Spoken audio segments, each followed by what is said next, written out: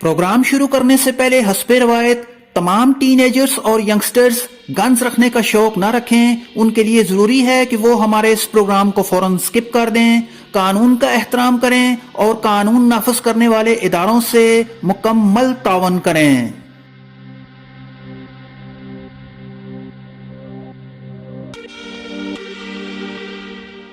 जी हाँ दोस्तों, हम बात करेंगे पंप एक्शन शॉटगन पर। यह हथियार कॉमन यूज़ में आता है। इसकी पॉपुलैरिटी इस कदर ज़्यादा है कि इसको होम डिफेंस, सेल्फ डिफेंस के अलावा शिकार में, बल्कि यहाँ तक कि इसे लॉ इन्फोर्समेंट एजेंसीज भी इस्तेमाल कर रही हैं।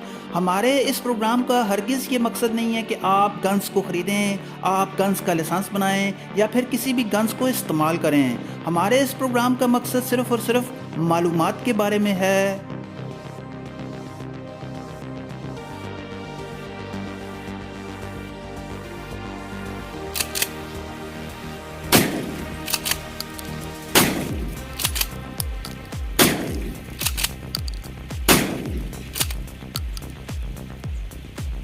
इस प्रोग्राम में मैं आपको अपनी पर्सनल पंप एक्शन शॉटगन का रिव्यू दिखाऊंगा। वो दोस्त जो गन से रिलेटेड वीडियोस को देखना पसंद करते हैं, उनसे रिक्वेस्ट है कि आपने अभी तक हमारे इस चैनल को सब्सक्राइब नहीं किया तो जल्दी से इस चैनल को सब्सक्राइब कर लें ताकि रिलीज़ होने वाली हर नई वीडियो की खबर आपको सबसे पहले मिल सके। तो आइए जल्दी से अपने प्रोग्राम की तरफ बढ़ते हैं।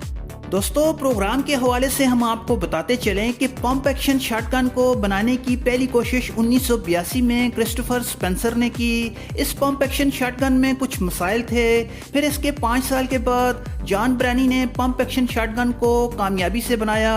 सूरत हाल अब यह है कि हर दूसरा फर्द पंप एक्शन शॉटगन को पसंद करता है। इस शॉटगन को होम डिफेंस के अलावा हंटिंग में भी इस्तेमाल किया जाता है।